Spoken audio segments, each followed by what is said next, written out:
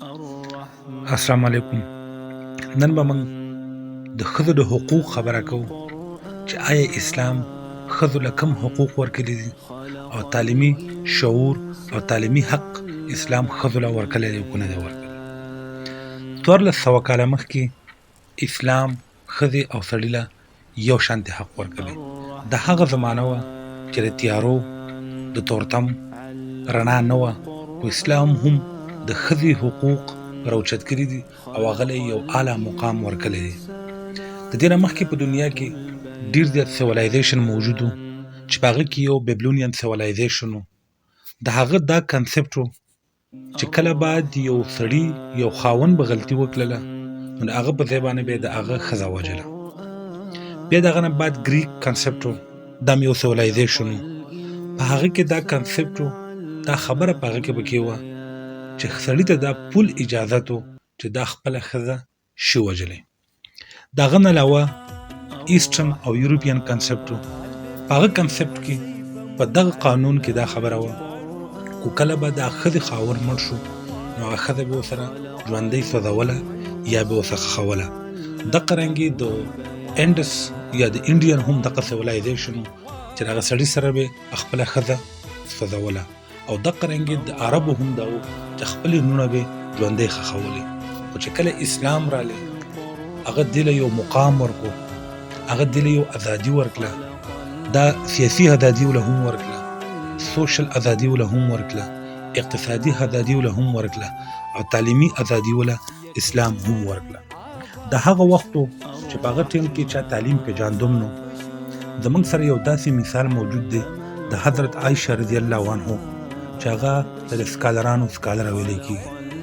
د هغه سکالران شاګردانو، د هغه صحابو شاګردانو، او دا په اسلامي تعلیم سره سره په دنیاوي تعلیم سره په میتھمیټکس، په انهریټنس، په وراثت، په دې هر څه باندې د هغه عبور حاصل و چې هغه ته کله به صحابو ته څه مسله راله نو هغه به د حضرت عایشه رضی الله عنها خواله راتلو.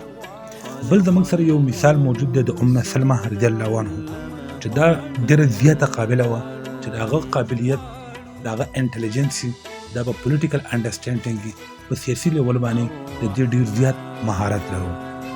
بل که موږ وګورو خپل اسلامي تاریخ سټډي کړو نو په دې کې زموږ سره یو بله صحابۍ نوم راځي چې هغه ته فاطمه بنت قیس، چې دا امام مسلم صاحب وایي چې دا دومره زیاته قابله وه او په دې کې دومره سیاسي شعور و چې کله حضرت عمر رضی الله عنه وفات شو نو د شورا اجلاس د دې په کور کې راوبللی شو، ځکه چې دا ګډ اوپینین وه، د دې به ډېر ښایسته خیالات وو، دې به په سیاسي ډول باندې ډېره ښایسته مشورې ورکولې.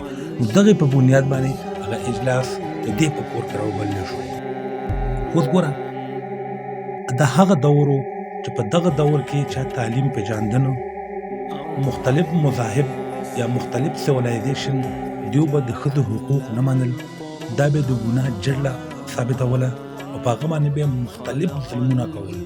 خو په دغه وخت کې د نن نه 1400 کاله مخکې اسلام ښځې له اقتصادي حق ورکړی دی، سوشل حق یې ورله ورکړی دی، سیاسي حق یې ورله ورکړی او تعلیمي حق یې ورله هم ورکړی دی. اوس کو موږ د خبره د افغانستان وکړو نو په دنیا کې د دنیا د دوه قسمه خلکو لپاره جوړه ده چې یو ته ښځه ویلی کېږي، بل ته سړی ویلی کېږي.